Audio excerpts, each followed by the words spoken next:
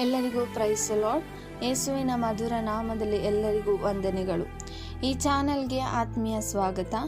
ದೇವರ ವಾಕ್ಯದ ಧ್ಯಾನದ ಮೂಲಕ ಪ್ರತಿದಿನದ ಆಶೀರ್ವಾದವನ್ನು ಪಡೆಯೋಣ. ಬನ್ನಿ ಒಟ್ಟಿಗೆ ಬೈಬಲ್ ಅನ್ನು ಧ್ಯಾನಿಸೋಣ. ಆದಿಕಾಂಡ 1ನೇ ಅಧ್ಯಾಯ. ಆದಿಯಲ್ಲಿ ದೇವರು ಆಕಾಶವನ್ನು ಭೂಮಿಯನ್ನು ಉಂಟು ಮಾಡಿದನು. ಭೂಮಿಯು ಕ್ರಮವಿಲ್ಲದೆಯೂ ಬರಿದಾಗಿಯೂ ಇತ್ತು. ಆದಿಸಾಗರದ ಮೇಲೆ ಕತ್ತಲಿತ್ತು. ದೇವರ ಆತ್ಮವು ಜಲ ಸಮೂಹಗಳ ಮೇಲೆ ಚಲಿಸುತ್ತಿತ್ತು. ಆಗ ದೇವರು ಬೆಳಕಾಗಲಿ ಅನ್ನಲು ಬೆಳಕಾಯಿತು. ದೇವರು ಆ ಬೆಳಕನ್ನು ಒಳ್ಳೆಯದೆಂದು ನೋಡಿದನು. ದೇವರು ಬೆಳಕನ್ನು ಕತ್ತಲೆಯನ್ನು ಬೇರೆ ಬೇರೆ ಮಾಡಿ ಬೆಳಕಿಗೆ ಹಗಲೆಂದು ಕತ್ತಲೆಗೆ ಇರುಳೆಂದು ಹೆಸರಿಟ್ಟನು. ಹೀಗೆ ಸಾಯಂಕಾಲವೂ ಪ್ರಾಂತ್ಯಕಾಲವೂ ಆಗಿ 1ನೆಯ ದಿನವಾಯಿತು.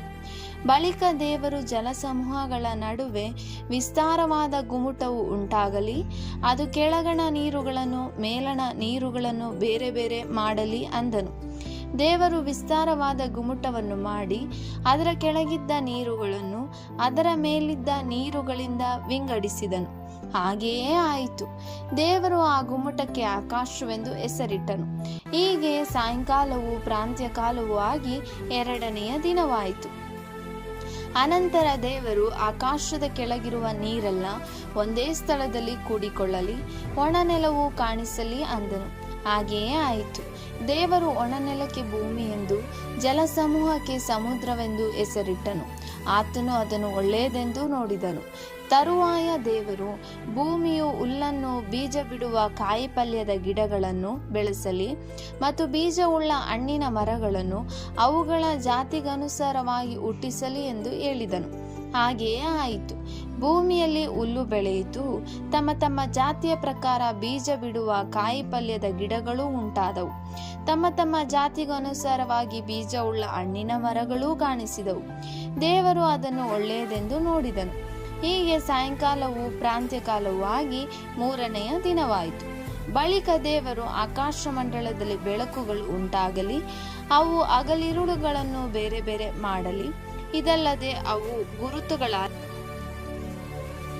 ಗುರುತುಗಳಾಗಿದ್ದು ಸಮಯಗಳನ್ನು, ದಿನ ಸಂವತ್ಸರಗಳನ್ನು ತೋರಿಸಲಿ ಮತ್ತು ಭೂಮಿಯ ಮೇಲೆ ಬೆಳಕು ಕೊಡುವುದಕ್ಕೆ ಅವು ಆಕಾಶ ಮಂಡಲದಲ್ಲಿ ದೀಪಗಳಂತಿರಲಿ ಅಂದನು.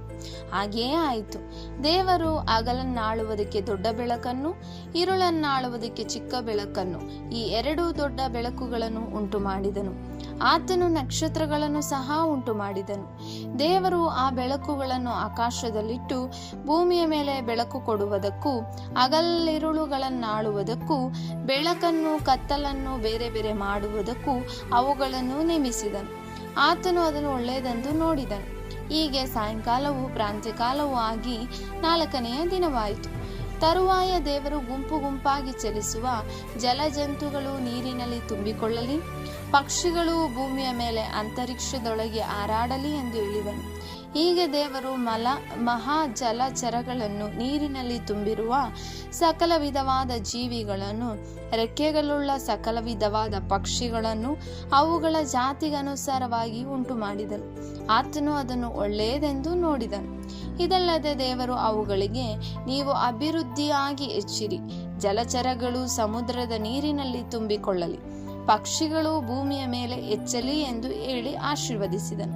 ಹೀಗೆ ಸಾಯಂಕಾಲವೂ ಪ್ರಾಂತ್ಯಕಾಲವೂ ಆಗಿ 5ನೆಯ ದಿನವಾಯಿತು.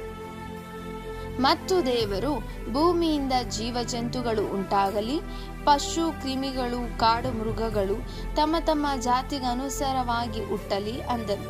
ಹಾಗೆಯೇ ಆಯಿತು. ದೇವರು ಕಾಡು ಮೃಗಗಳನ್ನು, ಪಶುಗಳನ್ನು, ನೆಲದ ಮೇಲೆ ಹರಿದಾಡುವ ಕ್ರಿಮಿ ಕೀಟಗಳನ್ನು ಅವುಗಳ ಜಾತಿಗನುಸಾರ ಉಂಟು ಮಾಡಿದನು. ಆತನು ಅದನ್ನು ಒಳ್ಳೆಯದೆಂದು ನೋಡಿದನು. ಆಮೇಲೆ ದೇವರು, ನಮ್ಮ ಸ್ವರೂಪದಲ್ಲಿ ನಮ್ಮ ಹೋಲಿಕೆಗೆ ಸರಿಯಾಗಿ ಮನುಷ್ಯರನ್ನು ಉಂಟು ಮಾಡೋಣ.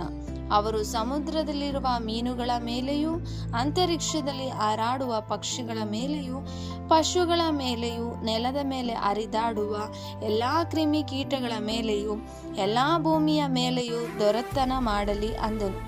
ಹೀಗೆ ದೇವರು ಮನುಷ್ಯನನ್ನು ತನ್ನ ಸ್ವರೂಪದಲ್ಲಿ ಉಂಟು ಮಾಡಿದನು. ದೇವ ಸ್ವರೂಪದಲ್ಲಿ ಅವನನ್ನು ಉಂಟು ಮಾಡಿದನು. ಅವರನ್ನು ಗಂಡು ಹೆಣ್ಣಾಗಿ ನಿರ್ಮಿಸಿದನು.